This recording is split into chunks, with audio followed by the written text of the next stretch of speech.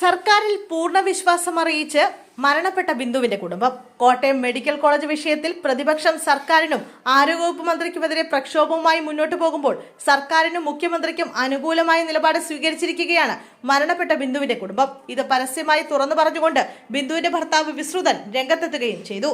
മുഖ്യമന്ത്രി ഇന്ന് നടത്തിയ പ്രതികരണത്തിൽ ആശ്വാസമുണ്ടെന്നായിരുന്നു വിശ്രുതന്റെ പ്രതികരണം. സർക്കാർ ചേർത്ത് നിർത്തുമെന്നാണ് ഇപ്പോഴും പ്രതീക്ഷിക്കുന്നതെന്ന് വിശ്രുതൻ പ്രതികരിച്ചു. മുഖ്യമന്ത്രി പറഞ്ഞിട്ടുണ്ടെങ്കിൽ കൃത്യമായ ധനസഹായം ഉൾപ്പെടെ ലഭിക്കുമെന്നും വിശ്രുതൻ പറഞ്ഞു. ആരോഗ്യമന്ത്രി വരുമെന്നും കുടുംബം പറയുന്നു. കൃത്യമായി എത്ര തുക നഷ്ടപരിഹാരം തരുമെന്നൊന്നും കണക്ക് പറഞ്ഞിട്ടില്ല. നവമിയുടെ ചികിത്സ ഉൾപ്പെടെ സർക്കാർ ഏറ്റെടുത്തിട്ടുണ്ട്. നമ്മുടെ സമയം നോക്കി ഓപ്പറേഷൻ നടത്താമെന്ന് സർക്കാർ ഉറപ്പ് നൽകിയിട്ടുണ്ട്. ഇതിനായി മെഡിക്കൽ ബോർഡ് ഉൾപ്പെടെ രൂപീകരിച്ച ഡോക്ടറെയും ക്രമീകരിച്ചിട്ടുണ്ട്. ആരോഗ്യമന്ത്രിയും ചേർത്ത് നിർത്തുമെന്ന് ഉറപ്പ് നൽകിയിട്ടുണ്ട്. 1-2 ദിവസത്തിനകം എത്താമെന്ന് ഉറപ്പ് നൽകിയെന്നും വിശ്രുതൻ പറഞ്ഞു.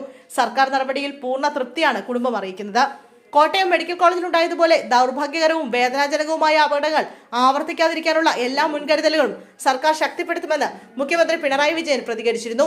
മരണപ്പെട്ട ബിന്ദുവിന്റെ കുടുംബാംഗങ്ങൾക്ക് ഉചിതമായ സഹായം നൽകുമെന്നും അവരുടെ ദുഃഖത്തിൽ പങ്കുചേരുന്നുവെന്നും മുഖ്യമന്ത്രി പറഞ്ഞു. സർക്കാരിന്റെ സഹായങ്ങളും പിന്തുണയും അവർക്കുണ്ടാകും.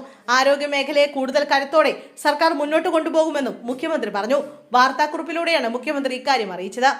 ആരോഗ്യമന്ത്രി ഫേസ്ബുക്കിലൂടെ ഇന്ന് പ്രതികരിച്ചിരുന്നു. കോട്ടയം മെഡിക്കൽ കോളേജിലുണ്ടായ ദാരുണമായ അപകടത്തിൽ പ്രിയപ്പെട്ട ബിന്ദു മരണമടഞ്ഞ സംഭവം ഏറെ വേദനിപ്പിക്കുന്നതാണെന്നും കുടുംബത്തിന്റെ ദുഃഖം തന്റെയും ദുഃഖമാണെന്നും മന്ത്രി ഫേസ്ബുക്കിലൂടെ കുറിച്ചു. കുടുംബത്തിന്റെ ദുഃഖത്തിൽ പങ്കുചേരുകയും ആദരാഞ്ജലി അർപ്പിക്കുകയും ചെയ്യുന്നു.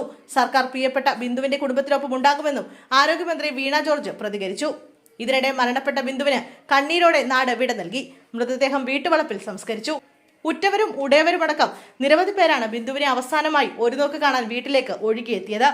അമ്മയുടെ വിയോഗത്തിന്റെ ഞെട്ടലിൽ വിറങ്ങലിച്ചിരുന്ന മകൾ നവമിയെയും അലമുറയിട്ട് കഴിഞ്ഞ മകൻ നവനീതിനെയും ആശ്വസിപ്പിക്കാനാകാതെ പലർക്കും നിസ്സഹായരായി നിൽക്കേണ്ടി വന്നു. KPCC president Sunny Joseph, Chandy Oommen MLA എന്നിവർ വീട്ടിലെത്തി ബിന്ദുവിന്റെ ഭർത്താവ് വിശ്രുതനെയും അമ്മ സീതാലക്ഷ്മിയെയും കണ്ടു.